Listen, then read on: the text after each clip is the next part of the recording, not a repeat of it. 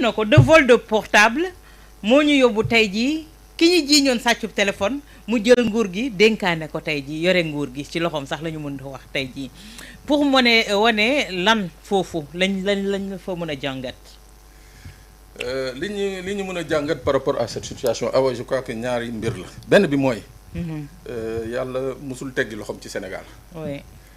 beneen bi mooy bi nga xam ne moo ci ëpp solo parce que c'est factuel moom la ñuy dund mun nañ ci teg suñu loxo mooy askanu Sénégal. oui. à chaque fois que ñu décider ne Ayoba la bu ñu décider ne Ablaye Mbow la bu ñu décider ne Awa Diop la donc loolu c'est quelque chose bi nga xam ne tey moom nañu mën a jàngate sur l'avènement au pouvoir du président Bassirou Diomaye Faye suite à l'empêchement de la candidature de Ousmane Sonko. mooy que ñoo yore askan bi nga xam ne très patient souvent très paisible souvent à la limite sax complice mais sunu histoire moo ñu may ñu xam benn affaire la nga xam ne moom la ñuy régler dans d'autres pays par d'autres moyens ñun dañu xam ni que y a ce qu'on appelle le jour fatidique. mooy jour bi nga xam ne man dinaa jël sama carte Ablaye jël cartam Ayoba jël cartam keneen jëli cartam loolu le Sénégal la yàlla suñu borom may Sénégal askanu Sénégal de telle sorte que malgré toutes les tentatives yi nga xam ne kii fi nekkoon njiitu réew di président Macky Sall ak ña nga xam ne ñoo nekkoon autour de lui parce que tamit il faut dire une chose Macky Sall n'a pas pu avoir ce courage de se lever tout seul ne day tere ay nit wala bëgg a xañ ay nit ñu nekk ay candidats c'est parce que tout autour il y avait eu une mafia administrative politico-militaire judiciaire bu taxawoon ne ko la nga bëgg daañu la ko defal. C'est justement le danger dans des pouvoirs comme les nôtres dans des états comme les nôtres c'est-à-dire la présidentialisation.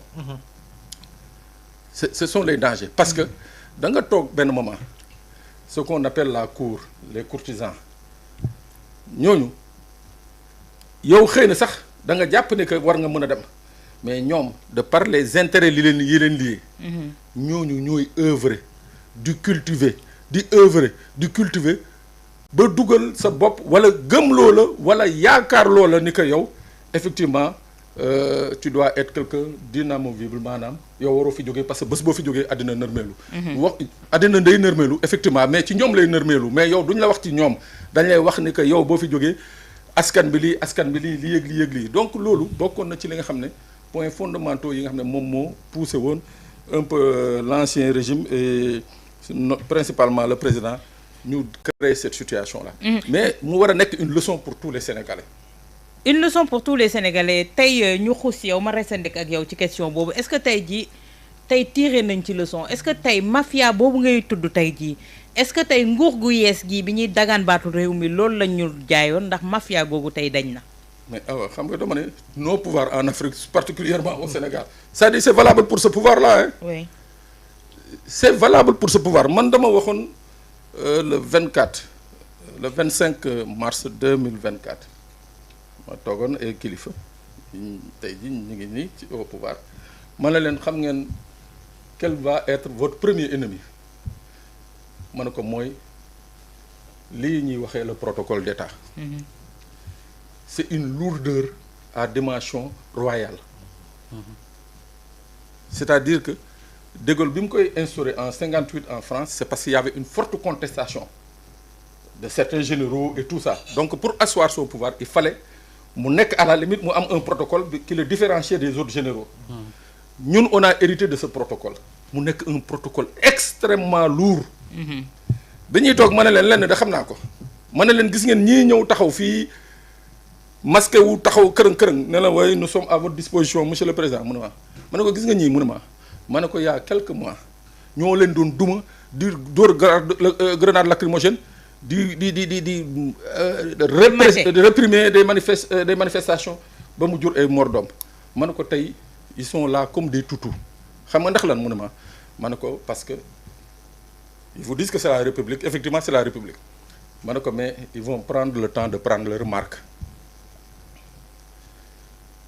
seen marque nag mu ne ko ça dépend de vous am na noo leen di demee à un certain moment si seeni waaw ngeen di wéy donc dès à présent il faut faire ce qu'on appelle une désarticulation du protocole alléger ko ba nga xam ne yow président de la République wala yow premier ministre wala tous ceux qui sont assujettis au protocole de l'État bés boo buggee jóg ne damay seeti Awa Diop mu bañ a am benn anicroche ma ne ko autrement ma ne ko président de la République ci boppam laay wax dana xëy benn jour ne day seeti papa ñu ne ko mënoo seeti sa papa ñi may wax nii ñi ma doon waxal ñoom ils savent ce que je dis man leen il arrivera un jour président da nga jóg ne damay seeti ñu ne la mënoo ko seeti donc il faut que d'abord ce protocole qu'on le revoie loolu moo mën a tax rek loolu rek mën a tax nga am la mainmise sur ñi ngay wax noonu cet état profond cet état bi nga xam ne qui ne vit que de subside dundewuñu dara lu dul ay subside ay intérêts ay privilèges boo déggee dans le jargon populaire on te dit c'est l'état profond. Deep state. Oui, mais c'est justement cela ce sont les plus dangereux tey nguur gi bu ñu mënul def lu bëri. loolu moo tax. bu ñu mënul def lu bëri parce que quelque part ces filières là on les a pas assez démantelées. déboulonné bi ma doon wax defaguñ ko. te mu ngoog ñooñu dañu am nag une force de régénération. dafa mel ni serpent à mille têtes rek boo dagg rek beneen jéb bi. mu ngoog ñoom dañu am cette force là parce que du question da ngay gis ne que Awa mu ngi nii mooy présenter émission mais c'est au-delà de Awa derrière Awa. C'est ce que tu ne vois pas derrière Awa c'est ça le plus important et c'est ce que les tenants actuels du pouvoir n'ont pas réussi à démanteler. Mais ça va être extrêmement grave bu dee dañu nar a continuer nii. dans cette lancée. Oui voilà Abdoulaye tey li Pape Sané di wax moom la ñëpp di jooy boobu ba léegi dafa mel ni ils n'ont pas fait comme Trump quand il est venu amul état d'âme. Il a tout balayé. def nettoyage à grande eau déboulonné pour dire le système bi fa nekkoon indi li nga xamante ne moom moo di état Trump quoi en tant que tel mais au Sénégal 11 mois voire 16 mois on tarde à le faire. Oui effectivement bon Trump moom c'est Trump moom c'est sans état d'âme il dit ce qu'il pense il fait ce qu'il veut. mais tey est-ce que du ñii ñoo waroon gën a ñàkk état d'âme. Oui vu leur parcours ak li nga xamante ne subir nañ ko. effectivement et je pense que si lu bari te ñu koy joytu surtout nag dans le cadre de la reddition des comptes Pape Sané. foofu noonu jàpp naa ni lépp luy tardé ak lu sooxe foofu côté boobu dëgg-dëgg am na problème et parce que quand même au-delà des rapports dont on parle. mais on se souvient que Seynabou Ndiaye Diakhaté bu muy nekk président OFNAC. Bassirou Gueye actuel président OFNAC moom si boppam nekkoon procureur de la République waxoon na ni déposé na sur sa table près d'une trentaine de rapports. Et ces rapports c'est des rapports d'enquête. Pas rapport d'exercice. Rapport d'enquête yooyu ça concerne qui quoi quel secteur xam nga pour quel montant et cetera et cetera donc je pense que yooyu rek pour te dire. d'accord li Pape Sané di wax mooy l'état profond. Oui. Effectivement mooy absorber mooy jël dossier yooyu absorber ko ba pare. c'est-à-dire que verser ko dans le néant.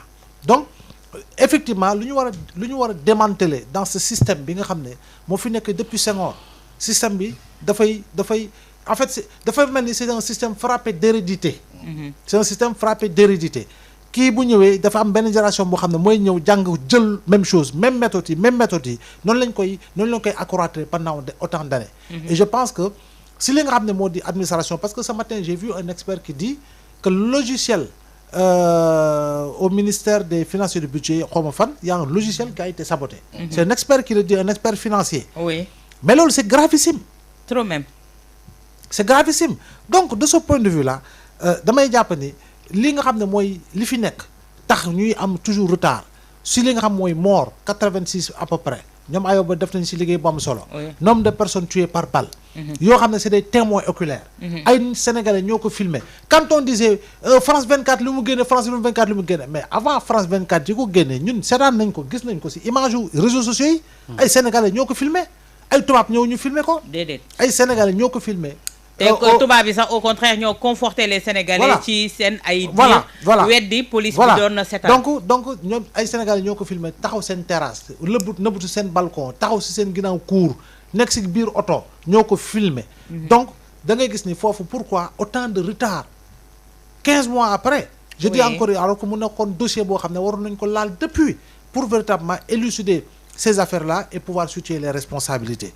Et je pense que tey booy xool haute cour de justice si wàllu boppam da ngay gis ni bu ñu tàmbalee ba léegi xoolal toute cette procédure là pour woo ay ministres moo tax man j'ai toujours soutenu que man damaa contre li nga xam ne mooy xaw ma ay xaw ma naka privilège de juridiction yooyu man je suis fondamentalement contre lu tax awa tey nii le sénégalais wala le fonctionnaire wala keneen ak keneen boo xam ne jël nga yëfu jàmbur wala jël nga alalu askan wi directement lañ lay yóbbu yow parce que tu es ministre waaw affaire yooyu tey bu ñu la waree topp il faut que ñu def benn procédure yoo xam ne ça prend des jours ça prend des semaines ñu tourner ñu naan haute cour de justice bi wunil ba tikku def nii au bout du compte si diggante bi sax mun nga obtenir non lieu et je pense que yooyu yëpp li Pape Sané di wax mooy ce système là mooy l'état profond dont on parle là loolu la ñu war a mën a dingi gis nga yow wax nga Trump Sarkozy mais c'est cinq procès